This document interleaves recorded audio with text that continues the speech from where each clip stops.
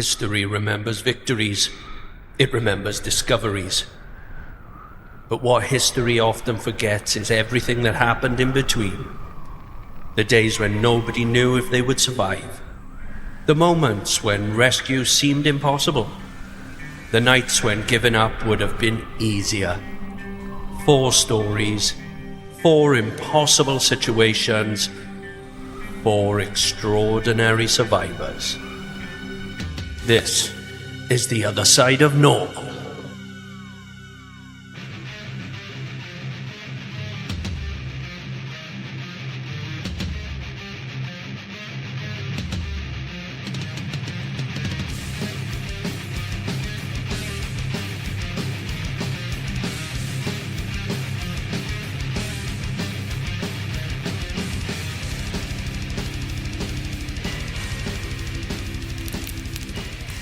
Yes, here we are again. Hello, everybody. Thanks for coming back. Yes, this is the other side of normal, and you're probably seeing it everywhere because I'm posting all the time. Anyway, get comfortable, get a drink, get a beer, get a coffee, not all together. Just drink something. This is part 2. I done survival part 1 last week. It went as I expected. No fucker listened to it. But here we go. We'll try again. Number 2. Tonight we're returning to a theme that has literally fascinated people for generations. Survival. Not the kind you see in films. Not the kind where help arrives at the last minute. The real kind. The slow kind. The kind where every day becomes a battle. And our first story begins in the Caribbean Sea. Caribbean Sea? I think it changes wherever you fucking live, to be honest. Terry Jo Duperrault. November 1961. The yacht Bluebell cut through calm Caribbean waters. On board, Duperrault family. Fucking tongue twister. The trip was supposed to be a dream adventure. Loads of sunshine, little bit of sailing, family memories. Love a good old family memory. Sorry, that was just me putting my dog collar down. Not my dog collar. The dog's dog collar. 11-year-old Terry Jo Duperrault spent her days exploring the yacht and enjoying the journey. There was no reason to think anything was wrong, but another passenger was aboard. It was a man named Julian Harvey. That's fucking easier to say. At first glance, he appeared respectable, experienced and capable. What was that? The phone just went off for no reason. Like when if you're asking Siri something. Now, Julian was the sort of man people trusted around boats. He was the boatman. Seen Julian? Yeah, he's over on his boat. Should have known that. What few people knew was that Julian carried a troubling past. He had been married multiple times. Poor fucker. And several aspects of his personal history later attracted scrutiny from investigators and journalists. Then one night everything changed. Terry Jo woke to strange sounds. Voices, footsteps. Something felt wrong. When she emerged onto the deck, she found absolute chaos. Her family was gone. A violent confrontation had taken place aboard the vessel. Harvey had murdered members of her family. The captain was dead. The yacht itself was actually sinking. Terry Jo didn't fully understand what was happening. She only knew she was alone. Completely alone. The Bluebell disappeared beneath the water. Terry Jo managed to climb onto a small cork float. Barely more than a flotation device, really. She didn't have any food, she didn't have any water, and she didn't have any shelter from the sun. Just literally a child floating in open ocean. Now, the Caribbean is absolutely a beautiful view from a cruise ship. It's a very different place when you're on your own in the middle of nowhere. The first night was probably the worst. There was no lights, no coastline, no sign that anyone knew she was even alive. Just pure darkness. The kind of darkness that exists far from land. Day became night, night became day. You know how it works. Don't want to patronise you, like. The sun burned her skin. Salt cracked her lips. Dehydration began taking hold. Ships passed in the distance, but they were just too far away. Nobody saw her. For nearly 4 days, she just drifted. Now, imagine being 11 years old, no family, no rescue, nothing but water in every direction. And eventually, a Greek cargo ship spotted something unusual in the waves. A tiny figure, barely alive. Crew members pulled Terry Jo aboard, and against every expectation, she did actually survive this. The sole survivor of a nightmare that should have claimed everyone on board.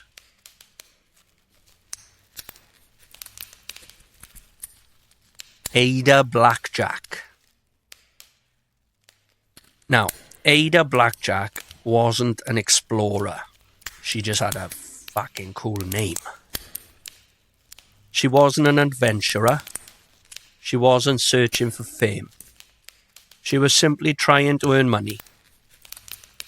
An Inuit woman from Alaska, Ada accepted work on an Arctic expedition.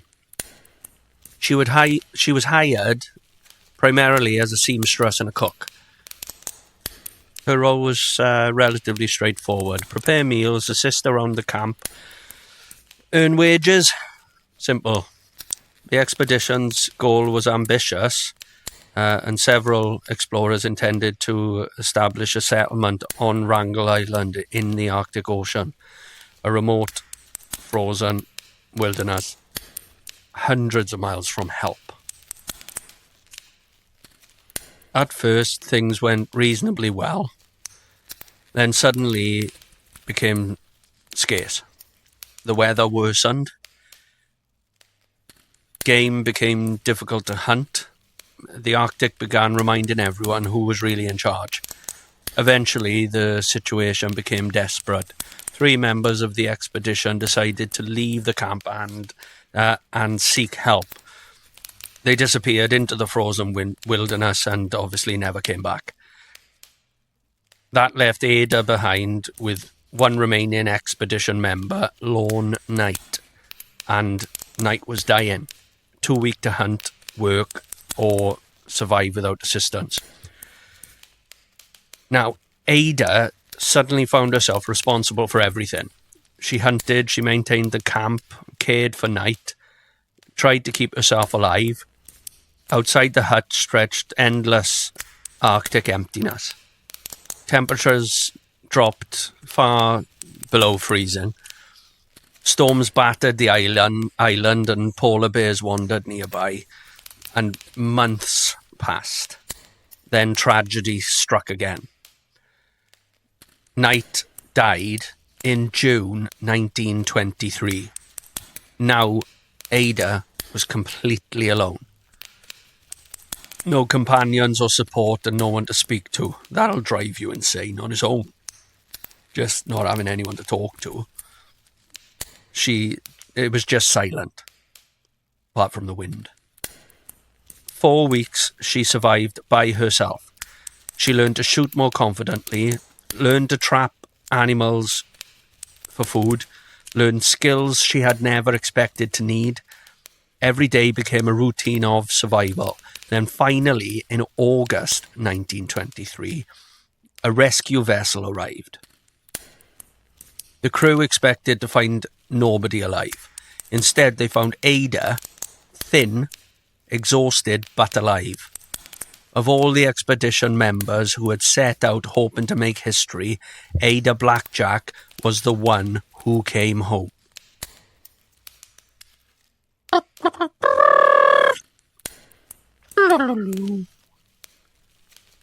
Louis Zamperini.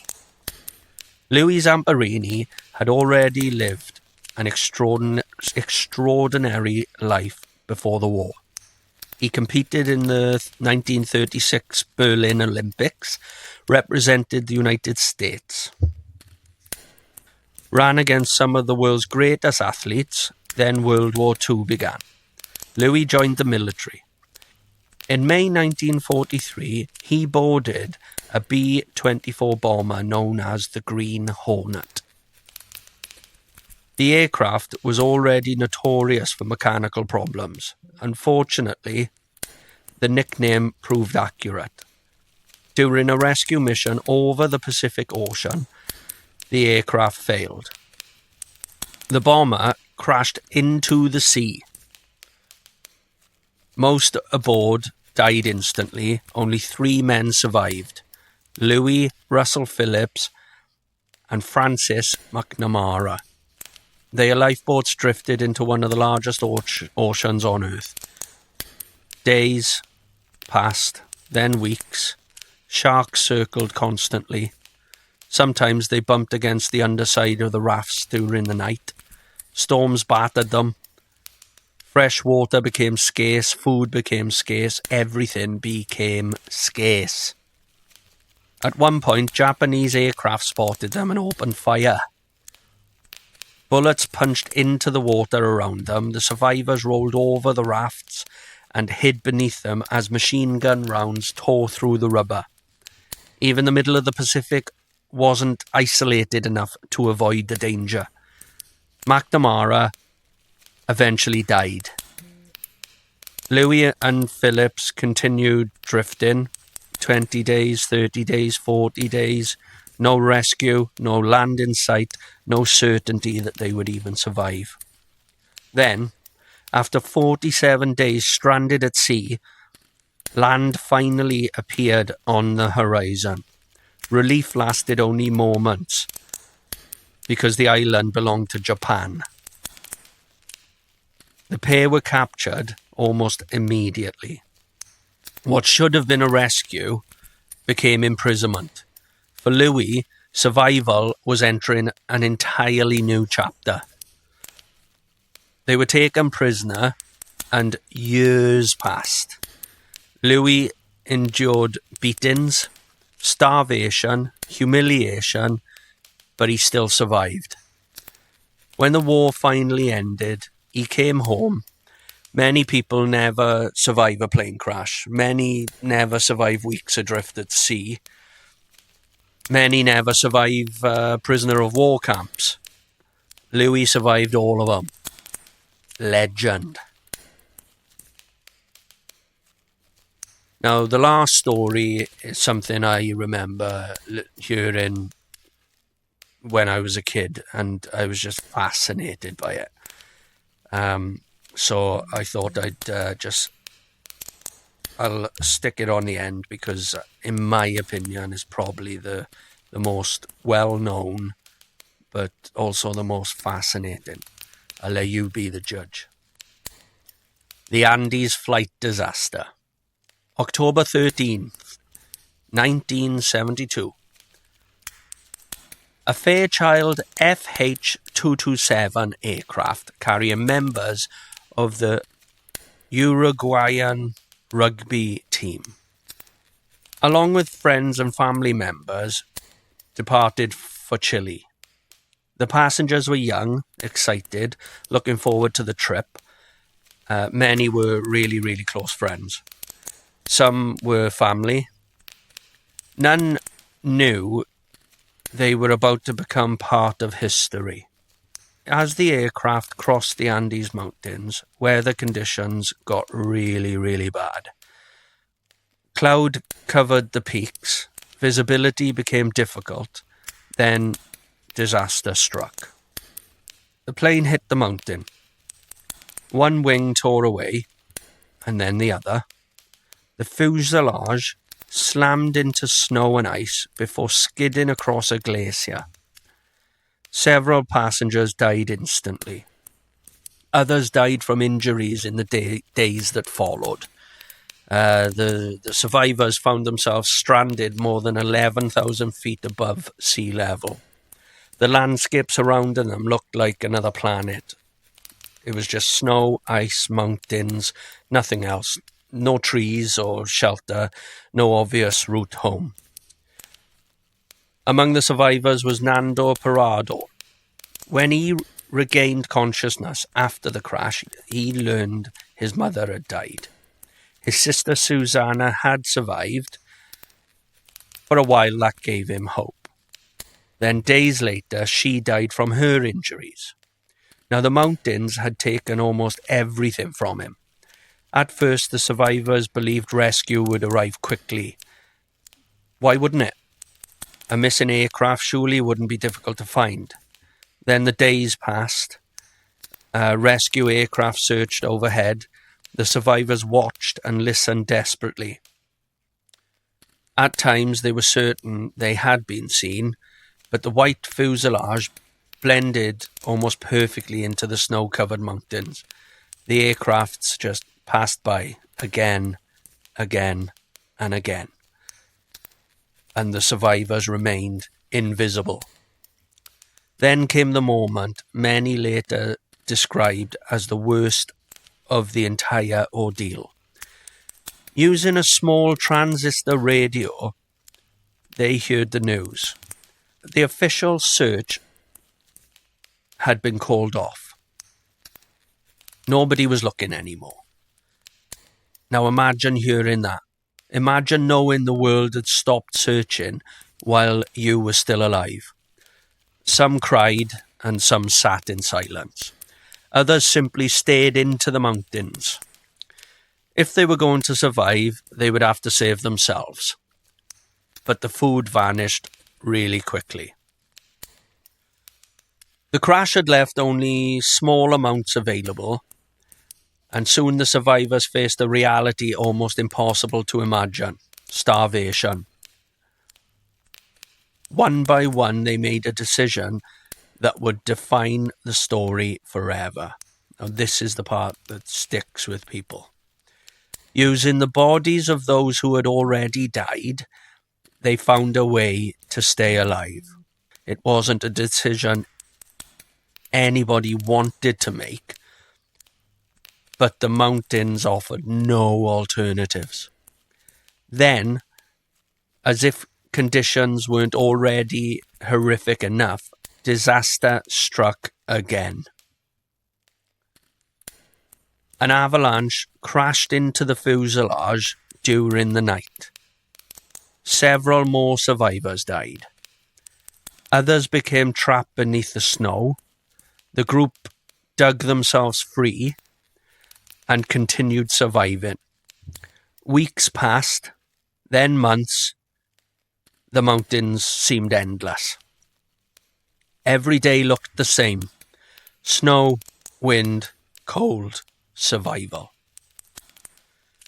Eventually, 2 survivors volunteered for a final attempt at rescue: Duperrault and Roberto Canessa. Neither of them knew if success was possible. They only knew staying put meant death. The pair set out across the Andes. What followed remains one of the greatest survival journeys ever recorded. For roughly 10 days, they crossed terrain many believed was impossible to traverse. The scale of the mountains was overwhelming. Every summit revealed another, and another, and another. At one point, Nando finally reached a peak he believed would reveal Chile beyond. Instead, he looked out across an endless sea of mountains. Nothing but white peaks stretch into the horizon. For a moment, hope nearly disappeared. Then they kept walking, because there was no alternative. Eventually, the snow began thinning. Streams appeared, grass appeared, signs of life returned. Then came one of the most important moments in survival history. Across a river, they spotted a Chilean named Sergio Catalan. the water was too loud to communicate and the river too dangerous to cross. Instead, messages were written on paper and tied to a stone. The stone was thrown across the river. For the first time in more than 2 months, the survivors had made contact with another human being. Help was finally coming. Rescue teams returned to the crash site. After 72 days in the Andes, 16 survivors came home.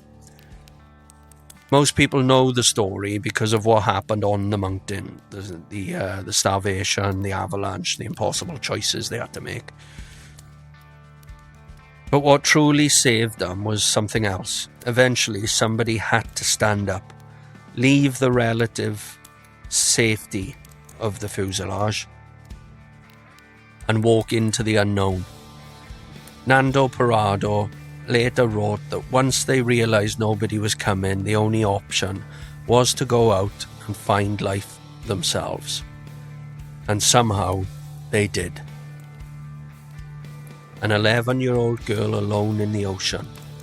A woman abandoned in the Arctic.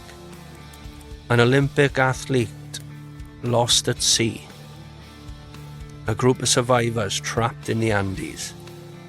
Different people, different continents, different circumstances, same challenge. Survive.